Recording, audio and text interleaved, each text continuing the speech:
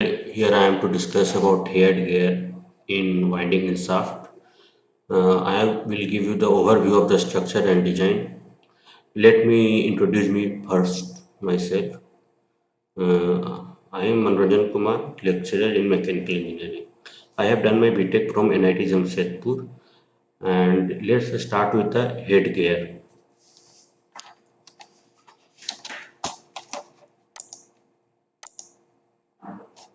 So, what is head gear?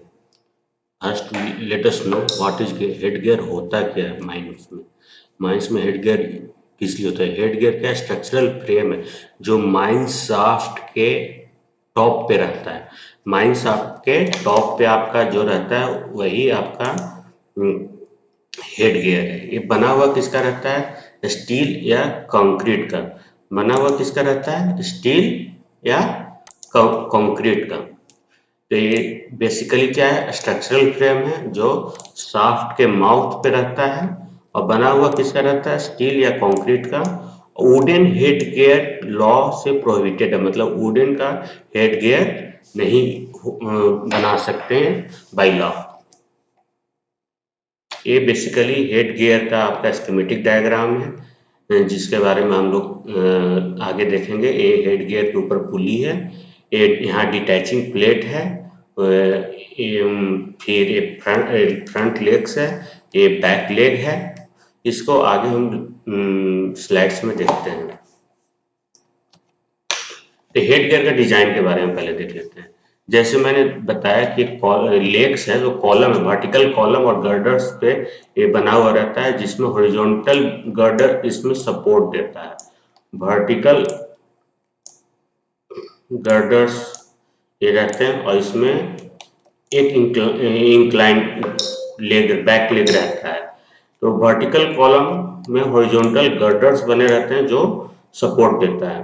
ये narrow at the top रहता है, टॉप पे नैरो रहता है और बॉटम पे ज्यादा फैला हुआ रहता है, कह सकते हैं। इसका स्लोप क्या रहता है? 1/8 और 1/10। 1/8 से 1/10 का इसका स्लोप चेंज करता है। मतलब कुछ इस प्रकार मान लीजिए है, अगर हम 8 मीटर ऊपर जा रहे हैं तो 1 मीटर के अंदर आ रहा है ये स्लोप। 8 मीटर हाइट ऊपर जा रहे हैं तो 1 मीटर ये अंदर आ जा रहा है। इसका मतलब 1/8 या 1/10 है। इसके पास दो वर्टिकल लेग्स हैं और दो इंक्लाइन बैक लेग है। ये आपका इंक्लाइन बैक लेग है और ये आपका वर्टिकल लेग्स है। सबसे टॉप पे, जैसे लास्ट स्लाइड में आपने देखा होगा, सबसे टॉप पे स्टील का प्लेट फ्रेम बना हुआ रहता है। स्टील का प्लेट फ्रेम बना हुआ रहता है जो आपको वाइंड, और उसके ऊपर वर्टिकल, इसके ऊपर वर्टिकल कॉलम्स बने हैं जिससे बुश बियरिंग लगा हुआ है। बुश बियरिंग से आपका हेड गियर पुली अटैच रहेगा। ये पुली बुश बियरिंग में रहेगा, बुश बियरिंग यहाँ वर्टिकल कॉलम में रहेगा, वर्टिकल कॉलम इस प्लेट पे अटैच रहेगा। तो स्टील प्लेटफॉर्म टॉप पे इसके लिए दिया जाता है। बेसिकली आप ये देख सकते हैं कि आपका वर्टिकल लेग्स है और कैसे टॉप पे नैरो है और बॉटम में आपका ज्यादा चौड़ा है। इसका क्या है? स्लोप, जब लेग स्लोप्ड रहता है, मतलब टॉप पे नैरो और बॉटम में चौड़ा रहता है, तो इससे क्या होता है? वेट इन इवेनली डिस्ट्रीब्यूट होता है, मतलब वेट का डिस्ट्रीब्यूशन सही होता है, लोड का डिस्ट्रीब्यूशन सही रहता है। इससे आपका स्ट्रक्चर स्टेबल रहता है, इससे आपका ओवरऑल स्ट्रक्चर का स्टेबिलिटी इनहेंस होता है, मतलब बढ़ता है। ये ये आपका हेड, ये आपका टॉप पे प्लेटफॉर्म जो बताया थे है, इस पे बुश बियरिंग वर्टिकल कॉलम में लगा हुआ है, बुश बियरिंग ये है और इसमें आपका हेड गियर पुली अटैच्ड है। हेड गियर पुली से आपका वाइंडिंग रोप पास कर रहा है। तो नेक्स्ट अगला स्लाइड पे जाते हैं। तो अब हेड गियर का हाइट का डिटरमाइन, क्या क्या चीज हेड गियर का हाइट को डिटरमाइन करेगा? तो नंबर ऑफ केज, कितना केज आपका डेक में है, बैंकिंग लेवल कितना ऊपर है, मतलब स्किप जहां पे डिस्चार्ज पॉइंट है वो किस पॉइंट पे है, पिट टॉप का लेआउट क्या है, पिट टॉप जहां पे मतलब पिट बॉटम जहां पे आपका माइनिंग हो रहा है, पिट टॉप टॉप सरफेस हुआ जहां पे आपका केज आ रहा है, और फिर आपका शाफ्ट का डेप्थ कितना है। ये 4 पॉइंट्स, ये 4 पॉइंट से आपका हेड गियर हाइट डिटरमाइन होता है। हेड गियर का हाइट किस पे डिपेंड करता है, number of cages, banking level, pit top layout and depth of the shaft. ये अगला हम लोग डिटैचिंग प्लेट जो लगा हुआ है उसका लेवल हम लोग कैसे कैलकुलेट करेंगे। डिटैचिंग प्लेट एक सेफ्टी डिवाइस है जो आगे क्लासेस में डिस्कस करेंगे।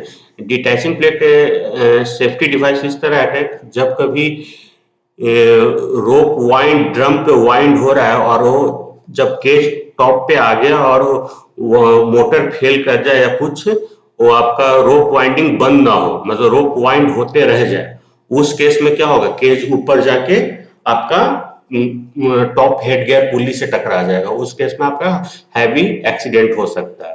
तो ऐसे केस के लिए हम लोग डिटैचिंग प्लेट लगाते हैं, मतलब उसमें क्या होता है कि आपको केज को और रोप को डिटैच कर देता है और केज को वहां पे हैंग कर लेता है प्लेट पे। रोप आपका खुल के केज से डिटैच हो जाता है, केज और रोप का जो अटैचमेंट है खुल जाता है, रोप जाके अपना ड्रम में वाइंड हो जाता है और केज आपका डिटैचिंग प्लेट में हैंग हो जाता है। तो उसका कैलकुलेशन उस किस लेवल पे रहेगा, कितना हाइट पे रहेगा, उसका कैलकुलेशन होता है केज का हाइट, चेन जो केज से अटैच्ड है उसका लेंथ, सस्पेंशन गियर का लेंथ, और 3 से 7 मीटर का मार्जिन रखा जाता है। ये सबका सम से आपका लेवल ऑफ डिटैचिंग प्लेट मिल जाएगा।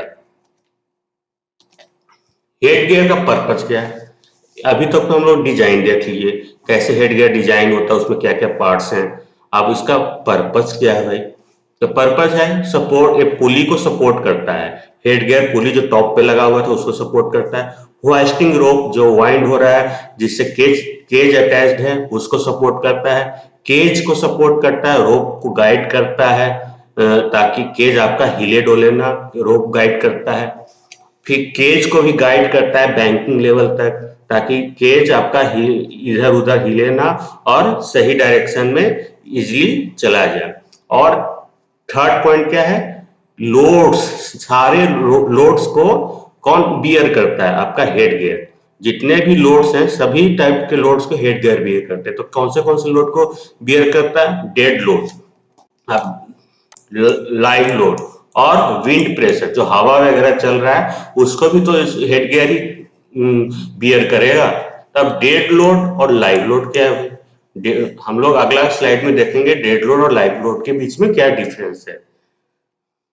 डेड लोड क्या होता है, जो लोड चेंज ना करे, टाइम के साथ चेंज ना करे, वैसे लोड को क्या बोलेंगे, डेड लोड, मतलब एक कांस्टेंट लोड है, ये चेंज नहीं कर रहा है टाइम के साथ। उसमें क्या क्या आ जाता है, हेड गियर का स्ट्रक्चर खुद आ जाएगा, पूरा पुली, मतलब हेड गियर स्ट्रक्चर में जो भी इक्विपमेंट्स लगे हुए हैं, पार्ट्स है, एक्सेसरीज है, सारे आपके डेड लोड में आ जाएंगे। डिटैचिंग प्लेट है, सारे डेड लोड में आ जाएंगे, मतलब जो पार्ट्स नॉन मूविंग पार्ट्स है फिक्स्ड है, नॉन मूविंग पार्ट्स आपके सारे डेड लोड में आ जाएंगे। फिर लाइव लोड क्या है, जो चेंज करता है, जैसे रोप का लेंथ, केज में कंटेंट, जब केज लोडेड है तब उसका वेट कुछ और होगा, जब केज खाली हो गया, लोड हो गया है, तब उसका लोड कुछ और रहेगा। फिर केज का एक्सेलरेशन, डी एक्सेलरेशन, ये सारे लाइव लोड्स है जो चेंज कर रहे हैं।